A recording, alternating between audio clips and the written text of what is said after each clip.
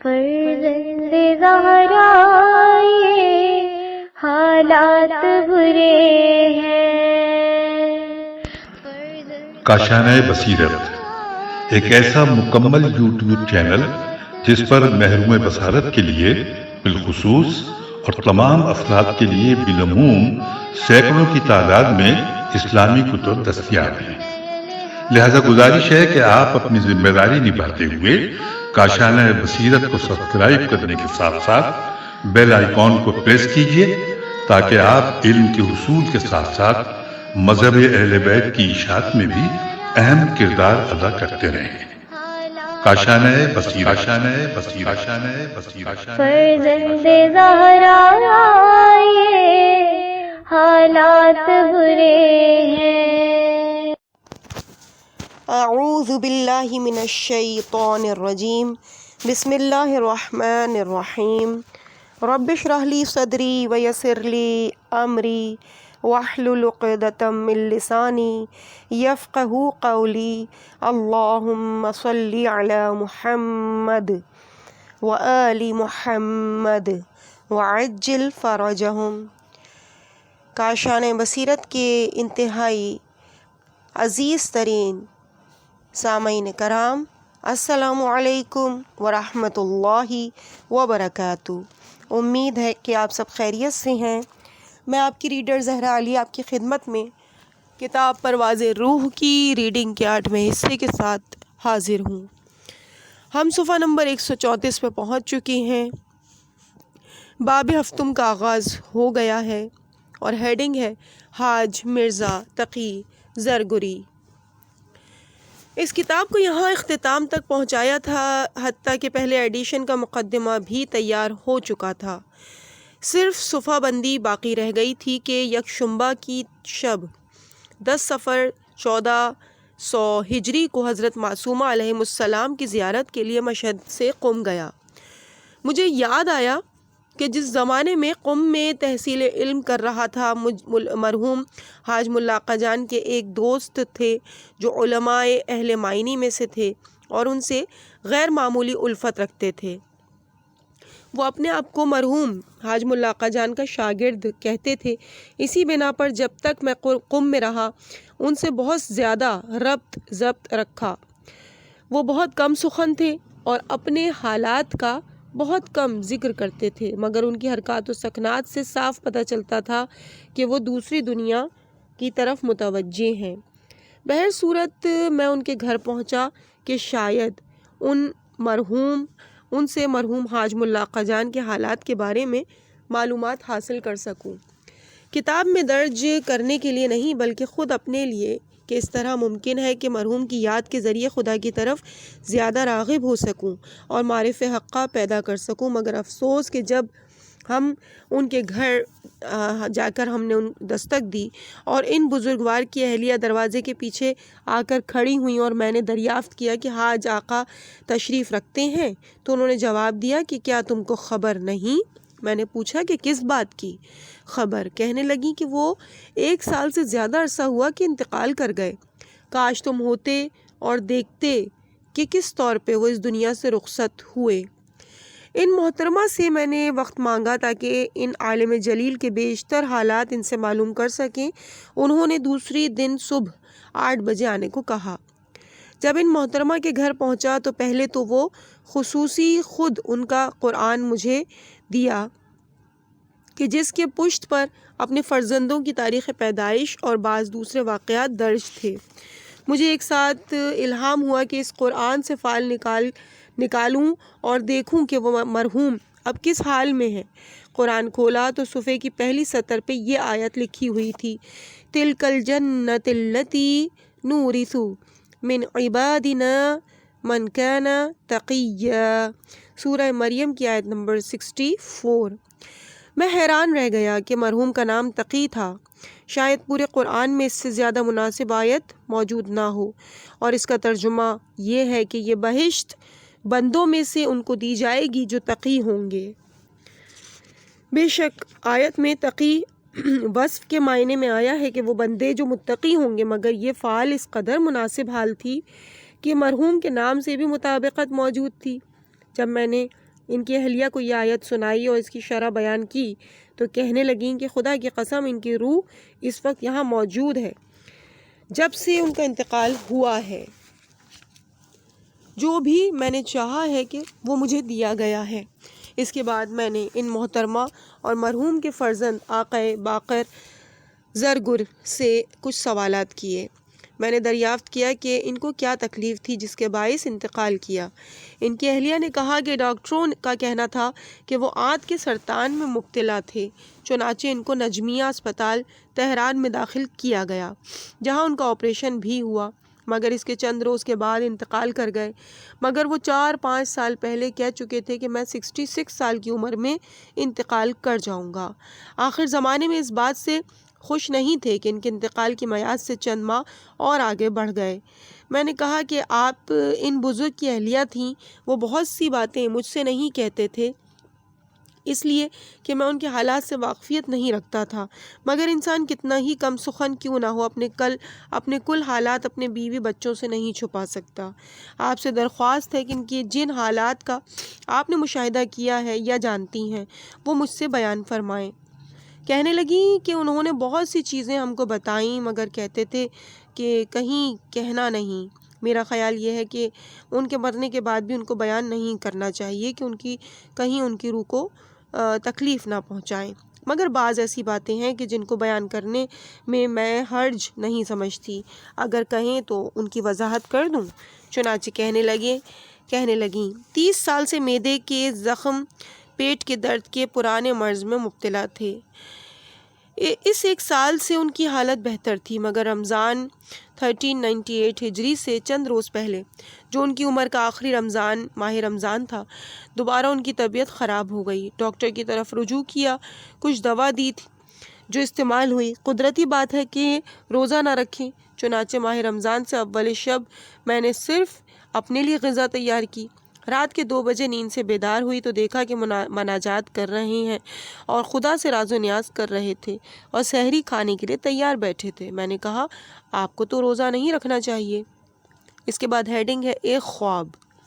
کہنے لگے کہ میں نے خواب میں دیکھا کہ علماء اور سادات میں سے 5 افراد میرے گھر میں آئے ہیں۔ ان میں سے ایک کو میں نے پہچانا، وہ مرحوم آیت اللہ العظمیٰ بروجردی تھے۔ کہنے لگے کہ تم اس سال دنیا سے رخصت ہوگے اور یہ ماہ رمضان تمہارا عمر کا آخری رمضان ہے، تم کو روزے سے نقصان نہیں پہنچے گا، تم روزہ رکھ سکتے ہو۔ چنانچہ انہوں نے روزے رکھے اور ان کی طبیعت بھی بہتر ہو گئی۔ 15ویں رمضان کی آدھی رات کو ان کے رونے اور مناجات کی بلند آواز سے میں اٹھ بیٹھی۔ کمرے کی فضا ایک بہت اچھی خوشبو سے معطر ہو رہی تھی۔ میں نے پوچھا کہ کیا ہوا؟ کہنے لگے تم کو نہیں معلوم کہ کیا ہوا؟ حضرت بقیت اللہ روحی الفدا تشریف لائے تھے، کچھ وقت ان کی خدمت میں بیٹھا تھا، ابھی کہ آپ تشریف لے گئے ہیں، ان کے فراق میں پریشان ہوں۔ میں نے کہا تو مجھے کیوں نہیں اٹھا لیا؟ کہنے لگے آقا نے کہا تھا کہ اس کو سونے دو۔ میں نے پوچھا کہ کچھ گفتگو بھی ہوئی تھی؟ کہنے لگے کہ آقا سے کچھ سوالات کیے تھے اور انہوں نے جواب عنایت فرمائے، مگر ساری باتوں کو تم سے نہیں کہہ سکتا۔ میں نے اصرار کیا کہ جو کچھ کہہ سکتے ہیں وہی بتا دیجئے۔ کہنے لگے کہ آقا سے مملکت کی وضع کے بارے میں سوال کیا تھا، فرمایا کہ شاہ چلا جائے گا اور اس کی حکومت سرنگو ہو جائے گی، آزادی قریب ہے۔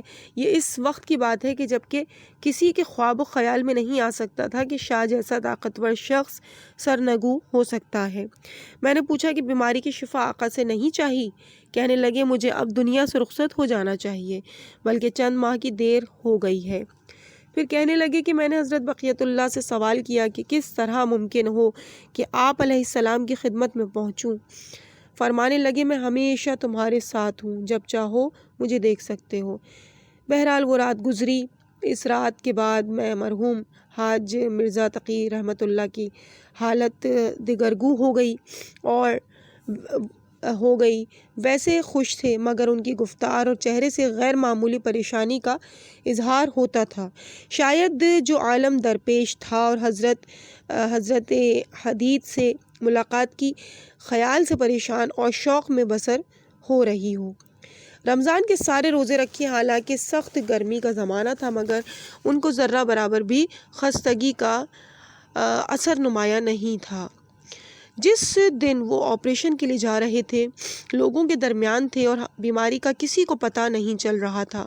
میں نے پوچھا کہ کیا آپ کو تزکیہ روح اور تہیہ مقامات عالیہ انسانی کے لیے کچھ احکامات دیے تھے یا نہیں؟ کہنے لگیں جی ہاں، ان کا بہت اصرار تھا کہ ہر روز کم سے کم ایک بار حضرت بقیت اللہ علیہ السلام کی زیارت آل یاسین جو مفاتی میں ہے اور زیارت دوم آل یاسین بہار میں صفحہ نمبر 92 جلد نمبر 102 بہار الانوار میں درج ہے پڑھو۔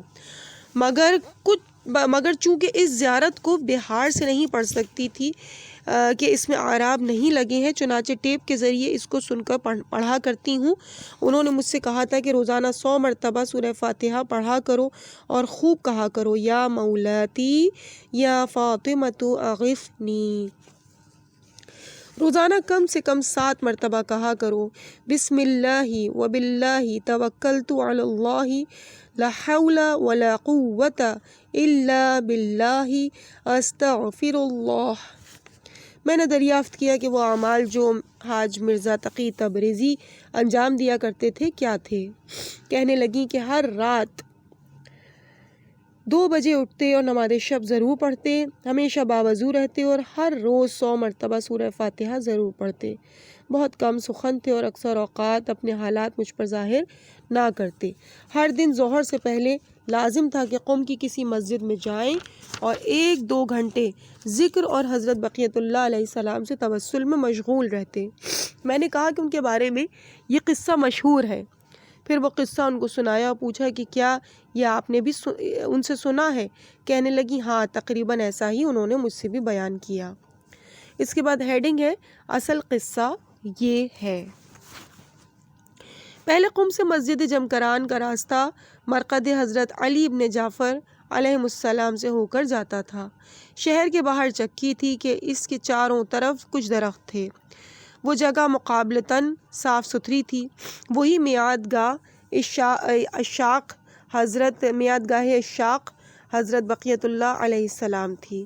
ہر ہفتے پنجشنبہ کی صبح مرحوم حاج ملاقہ جان کے کچھ دوست وہاں جمع ہوتے تاکہ وہاں سے ایک ساتھ مل کر جمکران جائیں۔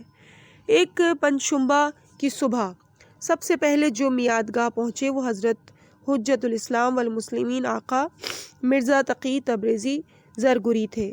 اندازہ کیا کہ حال توجہ خوب ہے۔ اپنے آپ سے کہا کہ اگر دوستوں کا انتظار کرتا ہوں ممکن ہے اس حال توجہ کی حفاظت نہ کر پاؤں۔ چنانچہ اکیلے مسجد کی طرف چل پڑے۔ توجہ اور حال کا یہ عالم تھا کہ کچھ طلاب مسجد جمکران کی زیارت کے بعد قم واپس جاتے ہوئے ان کے پاس سے گزرے مگر ان کو خبر نہ ہوئی۔ ان کے دوست جو بعد میں اس جگہ پہنچے ان کو خیال ہوا کہ آقا مرزا تقی ابھی تک نہیں پہنچے۔ جو طلاب مسجد جمکران سے واپس آ رہے تھے ان سے پوچھا کہ تم لوگوں نے آقا مرزا تقی کو دیکھا ہے؟ تو انہوں نے جواب دیا کہ ہاں دیکھا ہے۔ وہ ایک سید بزرگوار کے ساتھ مسجد جمکران کی طرف جا رہے تھے اور وہ لوگ اس قدر محو گفتگو تھے کہ ہم لوگوں کی طرف توجہ نہیں کی۔ ان کے دوست مسجد جمکران کی طرف چل پڑے۔ جب مسجد میں پہنچے تو دیکھا کہ وہ محراب کے نیچے گرے پڑے ہیں اور بے ہوش ہیں۔ ان کو یہ لوگ ہوش میں لے آئے۔ ان سے پوچھا کہ بے ہوش کیسے ہو گئے اور وہ جو سید آپ کے ساتھ تھے وہ کہاں گئے؟ کہنے لگے کہ میں جب چکی کے پاس پہنچا تو دیکھا کہ حال بہت خوب تھا تو مسجد جمکران کی طرف روانہ ہو گیا۔ کوئی ہمارے ساتھ نہیں تھا مگر حضرت بقیت اللہ ارواح العالمین لتراب مقدمہ الفدا سے گفتگو کر رہا تھا، حضرت سے مناجات کر رہا تھا، یہاں تک کہ محراب کے سامنے پہنچا اور ان اشعار کو پڑھ رہا تھا کہ آنسو بہاتا چلا جا رہا تھا۔ اور اس کے بعد فارسی میں کچھ اشعار یہاں پہ تحریر ہیں کہ جو کچھ اس طرح سے ہیں جن کا آغاز بخدا جویان بھی حاصل مہاتا کی نشیمن باش یک ساعت خدارا تا خدارا باتو مینم۔ یک محراب کی طرف سے ایک آواز بلند ہوئی اور مجھے جواب دیا گیا۔ مجھے طاقت نہ رہی اور میں بے ہوش ہو گیا۔ پتہ چلا کہ سارے راستے حضرت بقیت اللہ علیہ السلام کی خدمت میں تھے، مگر جو شخص صرف آن جناب کی آواز سن کر بے ہوش ہو جائے وہ کیوں کر ممکن ہے کہ آن جناب کو دیکھ سکے؟ چنانچہ جو لوگ حضرت کو نہیں پہچانتے انہوں نے راستے میں آپ کو دیکھا، مگر وہ اکیلے حضرت حجت ابن الحسن علیہ السلام سے مناجات کی لذت سے لطف اندوز ہوتے رہے۔ میں نے ان کی اہلیہ محترمہ سے پوچھا کہ کیا آپ مرحوم حاج مرزا تقی کی وفات کے وقت موجود تھیں؟ کہنے لگیں ہاں، سبھی بیٹے بجز آقا محمد باقر وہاں موجود تھے، ان کی طبیعت ٹھیک تھی۔ ایک ساتھ دیکھا کہ مجھے آواز دے رہے ہیں اور مجھے بلایا اور مجھ سے مخاطب ہو کر ترکی زبان میں کہا آ گئے۔ دروازے کی طرف نگاہ کی، چاہتے تھے کہ اپنی جگہ سے اٹھیں، سلام کیا۔ میں نے بھی بے اختیار کچھ دیکھے بغیر سینے پر ہاتھ رکھ کر سلام کیا۔ میں سمجھ گئی کہ یہ سکرات موت کی کیفیت ہے۔ میں نے کہا لا الہ الا اللہ پڑھیے۔ مسکرائے کہ جیسے کہہ رہے ہوں کہ تم مجھ سے کہہ رہی ہو، جبکہ میرا پورا وجود کہہ رہا ہے کہ لا الہ الا اللہ، اور جسم کے سارے خلیے کہہ رہے ہیں محمد رسول اللہ وعلی ولی اللہ۔ پھر ایک بندھا ہوا رومال مجھے دیا اور کہا کہ یہ کسی کو دینا مت۔ مرحوم کی بیوہ نے اس بستے کو میرے سامنے رکھ دیا۔ اس میں ایک سنگ موسیٰ کی تسبیح تھی اور ایک کاپی تھی۔ کاپی کھول کر دیکھی تو اس میں رمل اور جعفر کے نسخے تھے، کچھ اشعار بھی درج تھے، جن میں سے بعض یہاں ہم یادگار کے طور پہ پیش کر رہے ہیں، اور اس کے بعد 2 شعر یہاں پہ فارسی میں تحریر ہیں۔ ان کی اہلیہ محترمہ نے فرمایا کہ دونوں شعر بہت پڑھا کرتے تھے، خصوصاً انتقال کی رات آخری شعر بار بار پڑھ رہے تھے۔ اس کاپی سے میں نے اسے اتار لیا۔ من ہمان عشقم کے در فرہاد بود، او نمی دانستہ او خود رامی ستود۔ اور اس کے بعد مزید کچھ اشعار بھی فارسی میں یہاں تحریر ہیں۔ بے شک ان اشعار میں وہ معنی اور استعارے ہیں جو شاعر کے حال سے مطابقت رکھتے ہیں۔ آخری شعر سے مراد یہ نہیں کہ لوگوں میں اپنے آپ کو فاسق مشہور کر دو، کہ لوگ سلام نہ کریں، نہ امامت کروائیں، بلکہ مقصود یہ کہ شہرت کے طلبگار نہ رہو کہ تم کو سب ہی پہچانے، اور جس مسجد میں جاؤ وہاں لوگ امام جماعت بنا دیں۔ در سینہ و لم گم شدہ تہمت با کے بندم، غیر از تو در این خانہ کسی داد ندارد۔ اس کے بعد ہیڈنگ ہے ایک واقعہ۔ اس کاپی میں یہ بھی لکھا تھا بسم اللہ الرحمن الرحیم۔ مرحوم حاج مرزا علی آقائی قاضی کے ایک شاگرد نے، جو ایک جوان مرد تھا، دیکھا کہ مرحوم آقا روز بروز کمزور ہوتے جا رہی ہیں، ان کا رنگ زرد پڑتا چلا جا رہا ہے۔ ان سے دریافت کیا کہ آخر کیا بات ہے، آپ ایسے لاغر ہوتے جا رہے ہیں؟ کہنے لگے کہ ہر رات معمول کے مقررات کے علاوہ ایک قرآن ختم کرتا ہوں اور سمجھو کہ سو نہیں پاتا۔ وہ فرماتے ہیں کہ آج رات خیال کرنا کہ میں تمہارے سامنے بیٹھا ہوں اور پھر تلاوت کرو۔ وہ شخص ان کے پاس آیا اور کہنے لگا کہ ایک جز سے زیادہ نہیں پڑھ سکا۔ چند دنوں بعد حکم کیا کہ خیال کرو کہ امام زمانہ علیہ السلام کے سامنے یا پیغمبر یا حضرت علی علیہ السلام کے سامنے پڑھ رہے ہو۔ دوسرے دن وہ شاگرد آیا اور کہنے لگا میں نے ہر طرح کوشش کر لی، ایک حرف سے زیادہ نہیں پڑھ پایا، ایک حزب سے زیادہ نہیں پڑھ پایا۔ کچھ دنوں بعد فرمایا خیال کرو کہ خدا کے لیے پڑھ رہے ہو۔ لوگ کہتے ہیں کہ اول سے قرآن شروع کیا اور ایاک نعبد و ایاک نستعین میں تھا کہ اس رات کی صبح کو وہ دنیا سے رخصت ہو گیا۔ ممکن ہے الرضا علیہ السلام کی روایت فقہ کا راز یہی ہو۔ اس کے بعد ہیڈنگ ہے وضاحت، اور کچھ پوائنٹس کی شکل میں یہاں پہ تحریر ہے یہ وضاحت۔ نمبر 1، مرحوم حاج مرزا علی آقائی قاضی علماء اور اہل معنی دانشوروں میں سے تھے جن کا قیام نجف میں تھا۔ نمبر 2، ہو سکتا ہے کہ اس واقعے میں کچھ مبالغہ ہو، کیونکہ ایک قرآن ایک رات میں پڑھنا کم ہی لوگوں کو میسر ہوتا ہے۔ نمبر 3، وہ لوگ جو اس حد تک قرآن پڑھتے ہیں یا خطبہ سنتے ہیں، متقین کے حالات میں قلب خالی کر دیتے ہیں، وجہ یہ ہے کہ اتنی توجہ کی صلاحیت نہیں رکھتے، بجز اولیاء اللہ کے جو عبادت میں خدا پر توجہ زیادہ رکھتے ہیں، وہ اپنے کو اس طرح طوفان کے بیچ میں نہیں رکھتے یا طوفان ان کا کچھ بگاڑتا نہیں۔ نمبر 4، روایت فقہ الرضا یا فقہ الرضا کے معنی یہ ہیں کہ جب نماز کو کھڑے ہو کسی امام علیہ السلام ان لوگوں کے اعمال اور ان کی توجہ خدا پر کس طرح تھی اس کو نظر میں رکھو اور ان کو اپنے اعمال کا میزان بناؤ اور تم بھی انہی کی جیسی نماز پڑھو۔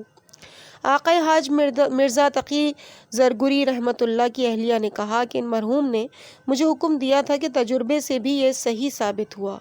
انہوں نے کہا کہ جب بھی تم چاہو کہ ائمہ اطہار علیہ السلام میں سے کسی کی یا رسول اکرم کی خواب میں زیارت کرو صلی اللہ علیہ وآلہ وسلم، اس نوشتے کو اپنے سر پر رکھ لو، ان ولی اللہ کو جن کی تم نے نیت کی ہے خواب میں دیکھ لو گے۔ اور اس کے بعد یہاں پر یہ دعا تحریر ہے جو کہ عربی میں ہے اور اس کا آغاز کچھ اس طرح سے ہو رہا ہے، بسم اللہ الرحمن الرحیم، یا ذا العرش الکریم والملک القدیم والصراط المستقیم، یا مرسل الریاح، یا فالق الاصباح، یا ذا الجود والسماح، ویا باعث الارواح، ویا رب السماوات والارض، یا رحیم، یا احد، یا احد، یا احد، یا صمد، یا فرد، یا وتر، یا حی، یا قیوم، یا ذا الجلال والاکرام۔ اور اس کے بعد مزید یہ دعا تحریر ہے، اس لیے کہ خواب بعد میں یاد بھی رہے کہ سونے سے پہلے آیت الکرسی پڑھ کر اس سے متوسل ہونا چاہیے۔ 100 مرتبہ سورہ کوثر پڑھنا بھی خواب میں پیغمبر صلی اللہ علیہ وآلہ وسلم کے دیکھنے کے لیے معصور ہے۔ مرحوم آقا حاج مرزا تقی رحمۃ اللہ نے انتقال سے چند سال پیشتر اس قصے کو مجھ سے بیان کیا تھا۔ انہوں نے کہا تھا، پھر ہیڈنگ ہے مشہد کا ایک واقعہ۔ ایک سال میں مشہد میں حضرت علی بن موسیٰ رضا علیہ السلام کی زیارت سے مشرف ہوا۔ ایک روز تمام آداب کے ساتھ زیارت کو گیا، زیارت جامعہ میں مشغول تھا، کوشش میں تھا کہ حواس جمع رہیں۔ اتفاقاً ایک دیہاتی نوجوان میری طرف سے گزرا اور میرے کندھے پر ہاتھ رکھ کر کہنے لگا، آقا صحیح طرح سے زیارت پڑھیں۔ یہ کہہ کے آگے بڑھ گیا۔ میں نے دل میں کہا کہ بات بھی اچھی ہے کہ صحیح زیارت کرنی چاہیے۔ اتنے میں وہ گھومتا ہوا پھر آیا اور ایک بار اور میرے کندھے پر ہاتھ رکھ کر کہنے لگا، آقا شیخ میں کہہ رہا ہوں کہ صحیح طور سے زیارت کریں۔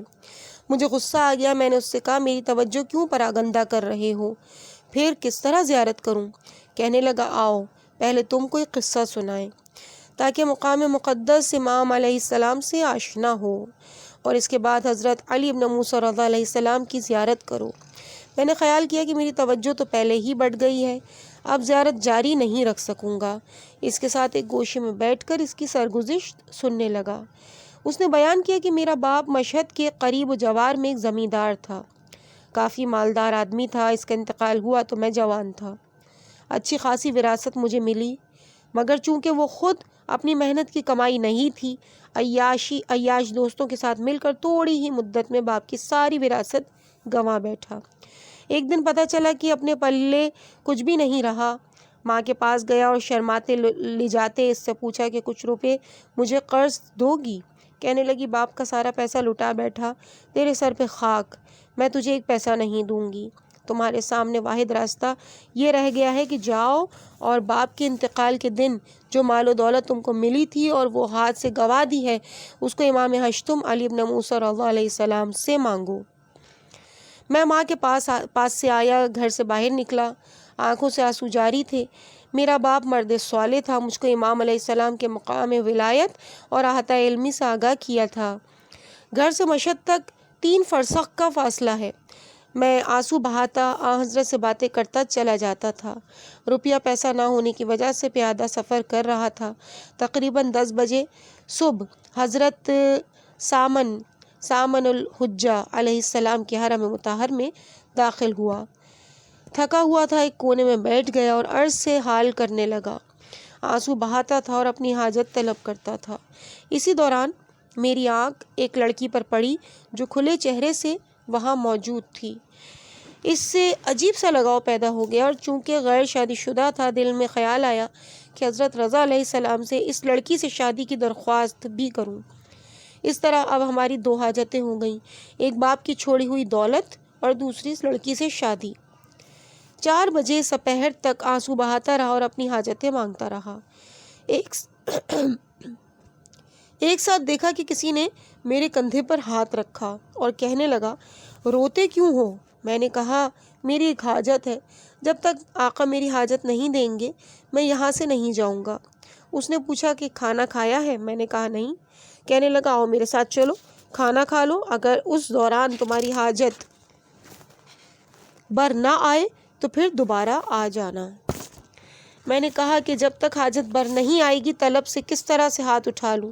کہنے لگا کہ آؤ چلو، تمہاری حاجت تم کو دنیا میں تمہاری حاجت کے لیے تم کو دنیا میں مجھ کو دنیا میں تمہارے لیے لگایا گیا ہے۔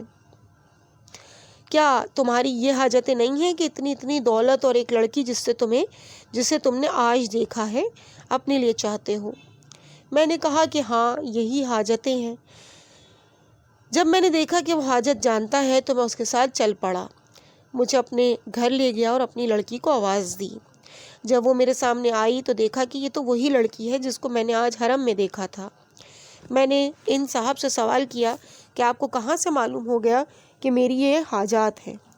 کہنے لگے کہ میں اور میری یہ لڑکی دوپہر کو حضرت رضا علیہ السلام کی زیارت کے لیے حرم گئے تھے، گھر واپس آئے، کھانا کھایا اور سو گیا۔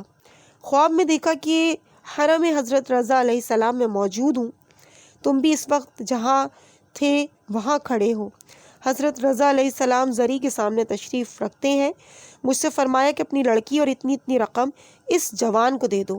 میں نے پوچھا، آقا اس دیہاتی جوان کو میں اپنی لڑکی کیوں کر دوں؟ فرمایا، یہی جرمانہ ہے، اپنی لڑکی کو کھلے چہرے سے حرم میں اور مردوں کے درمیان کیوں لے آئے؟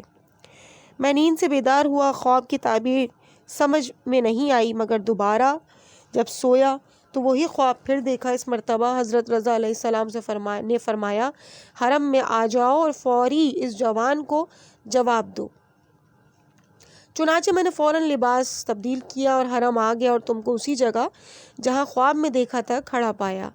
اس جوان نے مزید کہا کہ وہ رقم جو حضرت علی بن موسیٰ رضی علیہ السلام کے اشارے سے اس شخص نے میرے حوالے کی تھی وہ اتنی ہی تھی جو میرے والد انتقال کے وقت میرے لیے چھوڑ گئے تھے۔ آج ایک مدت ہو گئی کہ دولت اور بیوی کے علاوہ جو لگاؤ پیدا ہو گیا ہے اس سے اپنے آپ کو خوش قسمت ترین سمجھتا ہوں۔ امام علیہ السلام کے ماں سوائے اللہ پر کامل احاطہ علمی پر یقین کامل رکھتا ہوں۔ جب بھی حرم مطہر حضرت رضا علیہ السلام میں آتا ہوں اور سلام عرض کرتا ہوں تو گوش دل سے جواب سنتا ہوں۔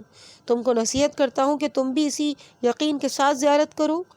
آخر میں طلب مغفرت کے لیے مرحوم حجت الاسلام والمسلمین جناب آقا حاج مرزا تقی تبریزی زرگری کی تصویر کتاب کی زینت کے طور پر دی جاتی ہے، اور یقیناً وہ جو فارسی میں کتاب شائع ہوئی ہوگی اس میں یہ تصویر ہوگی، لیکن یہاں پہ تصویر موجود نہیں ہے، بس خالی جگہ موجود ہے۔ اس کے بعد اگلی ہیڈنگ ہے حاج ملا آقا جان کا فوٹو۔ مرحوم حاج ملا آقا جان سے ملاقات اور دوستی کے دوسرے سال ایک دن ہم لوگ زنجان کے بازار سے گزر رہے تھے، ایک ساتھ کہنے لگے کہ آؤ اس فوٹوگرافر کے یہاں اپنی تصویریں کھنچوائیں کہ ایک روز تمہارے کام آئے گی۔ چونکہ وہ تصویروں کے زیادہ شوقین نہیں تھے، اس لیے ان کی 2 تصویریں باقی رہ گئی ہیں۔ ایک تو یہی تصویر ہے، دوسری ان کی پاسپورٹ والی تصویر تھی جس میں وہ سر برہنہ ہے۔ بہرحال ہم لوگوں نے تصویریں کھنچوائیں، فوٹوگرافر نے اس کی 3 کاپیاں دیں، ان میں سے ایک میرے پاس رہی اور 2 کاپیاں مرحوم حاج ملا آقا جان کے پاس۔ ان میں سے ایک انہوں نے غالباً مرحوم آقا تقی مرزا تقی کو بھیجی تھی، دوسری تصویر میں نے ان کے انتقال کے 14 سال بعد ان کے فرزند آقا عتیق سے زنجان میں حاصل کی۔ مگر افسوس یہ کہ دونوں تصویریں گم ہو گئیں یا کسی نے البم سے نکال لیں۔ 2 سال پہلے جب ہم یہ کتاب لکھ رہے تھے مجھے خیال آیا کہ مرحوم نے فرمایا تھا کہ آؤ چلیں تصویریں کھنچوائیں جو ایک دن تمہارے کام آئیں گی۔ میں نے دل میں سوچا کہ اس تصویر کے کام آنے کی بہترین جگہ تو یہ کتاب ہے کہ جس میں وہ فوٹو بھی چھاپی جائے، مگر افسوس کہ ان 2 میں سے ایک کاپی بھی اپنے پاس موجود نہیں۔ چنانچہ یہی فیصلہ کیا کہ بغیر ان مرحوم کی تصویر کے یہ کتاب چھاپ دی جائے۔ مگر جیسے ہی مرحوم حاج مرزا تقی زرگری کی اہلیہ محترمہ نے حاج ملا آقا جان کے خطوط ایک پلاسٹک میں مجھے دیے تو دیکھا کہ ان میں میری اور مرحوم حاج ملا آقا جان کی بھی وہ تصویر موجود ہے۔ اس کو دیکھ کر بہت خوشی ہوئی اور استاد کا کہا ہوا بھی یاد آیا کہ 28 سال بعد ان کی بات صحیح ہوئی کہ یہ فوٹو اب میرے کام آئی رحمت اللہ۔ اور یقیناً یہ فوٹو بھی حاج ملا آقا جان کی بھی فارسی جو کتاب اصل میں لکھی گئی ہے اس میں موجود ہوگی، لیکن یہاں پہ بھی خالی جگہ چھوڑ دی گئی ہے۔ کاش کہ ہم بھی ان فوٹوز کو دیکھ سکتے۔ اسی کے ساتھ عزیزان گرامی اس مقام پہ ہم ریڈنگ کے اس پارٹ کو یہیں پہ روکتے ہیں۔ انشاءاللہ اس سے آگے کی ریڈنگ آپ کے سامنے اگلے پارٹ میں پیش کی جائے گی۔ صفحہ نمبر 154 کا آغاز ہوگا، باب 8 ہوگا اور ہیڈنگ ہوگی ایک خواب۔ مجھے اپنی دعاؤں میں یاد رکھیے گا۔ والسلام علیکم ورحمۃ اللہ وبرکاتہ۔